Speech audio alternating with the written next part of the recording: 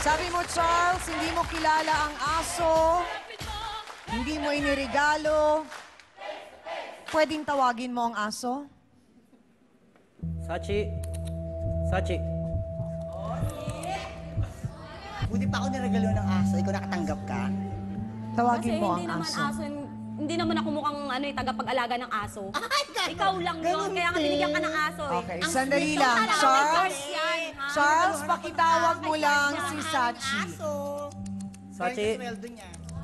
Ang pagmamahal, ha? Tawagin mo kasi na maayos, Nabibili be. ba? Ba't ayaw mo kasi tawagin na maayos na lumapit sa'yo? Ba't hindi mo tawagin na sa'yo yan? Eh, naregalo nga yun sa akin eh. O talaga lang ha? Eh kanina pa nga niya tinatawag, bakit hindi pa rin dumalapit sa kanya? Naman talaga hindi kay Kung talaga Charles sa ang kanya yan, aso, Kati. ha? Kung Ang talaga binigay sa po kanya niya sa yan, akin, isang ng tawag anniversary na lalapit namin. na sa kanya. 1-year anniversary namin. Oh, bakit ibinigay hindi sa akin ni lumalapit kanina? Charles. Okay, pakihawakan na ang aso, please. Hindi kilala. Sorry, Kati, hindi kilala ni Charles ang aso. At mukhang hindi rin kilala ni Sachi si Charles. Ma'am, baka nagugulan lang yung aso, ma'am. Oh, talaga lang, Sa ha? pagmumukha ng babae Oh, na bulungan. yan. So yan, lumalabas parang anak-anakan nyo. Baby po namin ni Charles. So nung isang taon na kayo, tsaka binigay yan. Opo. So kumbaga, nakasama pa niya ng mga 2 Talagang buwan. bumili ka pa ng aso ah. Ay, saglit lang yun, makakalimutan. Makakalimutan Ilang buwan na din. niyang hindi nakikita yung dog. Kasi, nung naghiwalay kami, parang yan ipinilit niya sa pagkatao niya. Kasi nga, mukha kang tagapag-alaga ng aso. Ha? Dahil nga, nilaso mo yung isip ni Charles. Oh, talaga lang ah. So Kati, baka naman, Oh, talaga lang ah. baka naman din, guni-guni mo lang ang lahat ng to at ginagawa mo lang. Anong alam mo? Ha? Ma'am, Sumausaw. posible ma'am, may something na nangyari sa amin every Sunday. Okay. Mga ka-face to face, hindi lang daw si Angel ang kinabog ni Charles pagdating sa pagandahan. Ha? Nakasali rin siya sa pageant. Eto na, tawagin po natin. Ang pagharap po nila ngayon, may dala raw siyang regalo para kay Jeline at kay Charles. Narito po, si Jason Precious Reyes. Pasok!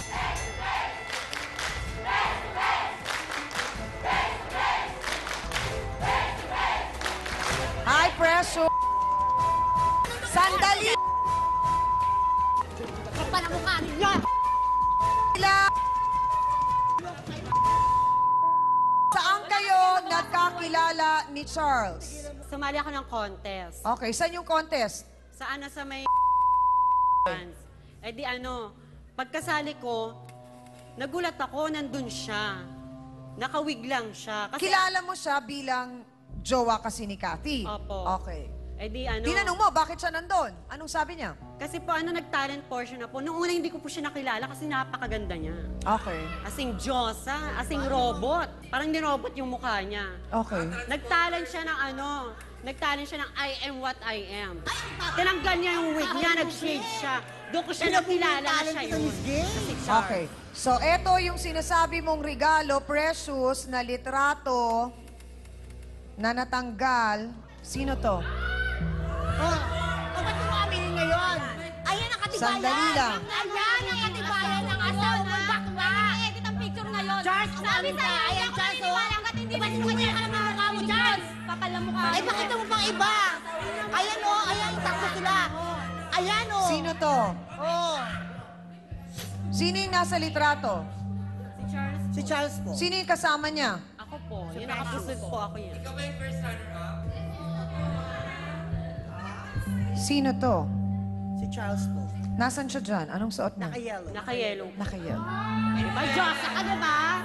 Bagay sa skin tone, yung yellow.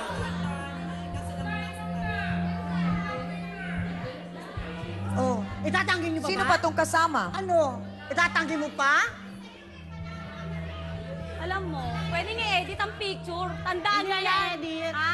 Sa dami ng picture niya, may edit ko pa yan. Charles, sa huling pagkakataon, hindi namin nais na magkagulo kayo ni Jeline. Siguro naman pwedeng at kayang tanggapin ni Jeline kung may naging nakaraan ka. Lahat tayo nagkakamali, lahat tayo merong nakaraan. Aminin mo na kasi. na matigil na to. Siguro lang din kung talagang mahal mo si Jeline, may karapatan siyang malaman kung ano ba talaga ang totoo. Para tumigil na. Sa huling pagkakataon, Charles, tatanungin kita, sino ang babaeng nakadilaw? Ako po. Diba? Tama kami. Ano nga yung bakla ang asawa So, hindi mo? na-edit Tanggapin ang mo picture. yan. O ano? So, sa huling pagkakataon din, naging kayo ni Cathy? Hindi po. Hindi. Ang kapal ng mukha mo, Charles! Ang kapal ng mukha mo, Charles! Ang kapal ng mukha mo! Anong ginagawa ng Gusto ka namin tulungan, Charles. Ang kapal ng mukha mo, Charles! Nandyan ang ating trio tagapayo. Pwede kang bigyan ng advice.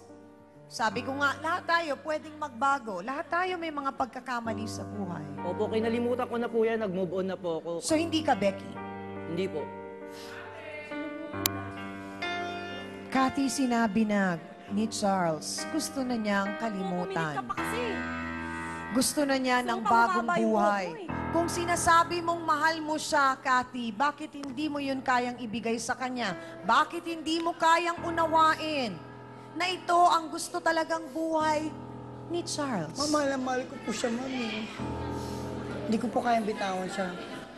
Pero minsan may mga bagay sa buhay natin na kailangan natin ibigay. Ma'am, hindi ko po kasalanan kung naging ganito. Nagmahal lang po ako, ma'am.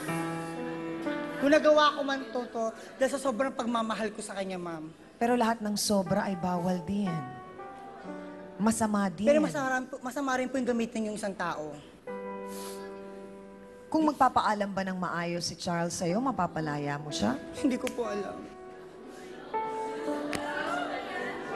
Jeline, alam namin na masakit para sa'yo ngayong alam natin ang katotohanan. At gaya nga ng sinabi ko kanina, maaring nung nakaraan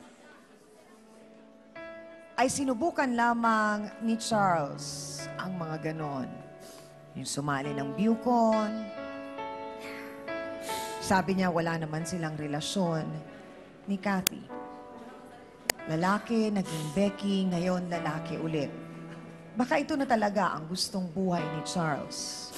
So sa tulong ng ating trio tagapayo, siguro din, Cathy, mas mauunawaan mo kung saan gustong pumunta na ni Charles sa kanyang buhay ngayon at nais na niyang magbago.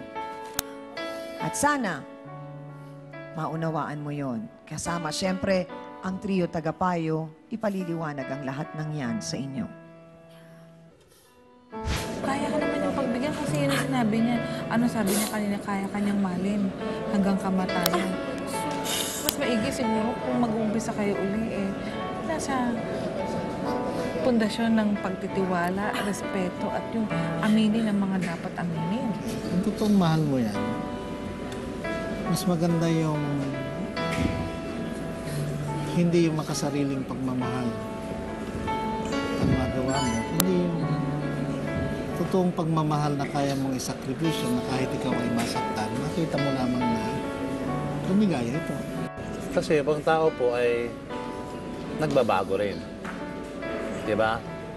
Yan po ang direksyon ng buhay ay pagbabago. Nakita ko rito kay Charles na gusto niyang ang kanyang pagbabago ay pasulong, hindi patras.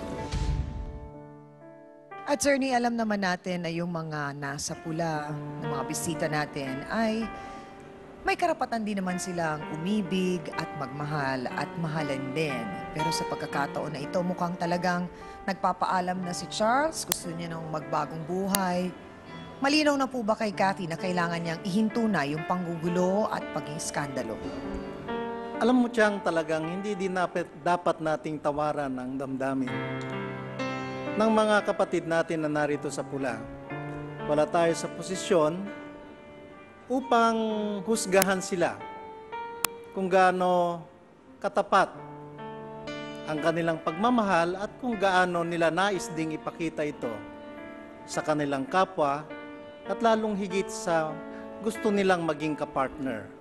So sa kalagayan ni Charles o ni Cathy Tiang-Ami, pagkatapos kong may paunawa sa kanya na sa kalagayan niya pwede naman niyang ipakita ang tunay na pag-ibig at pagmamahal niya sa pamamagitang isakripisyo niya ang pag-ibig at pagmamahal niyang ito kay Charles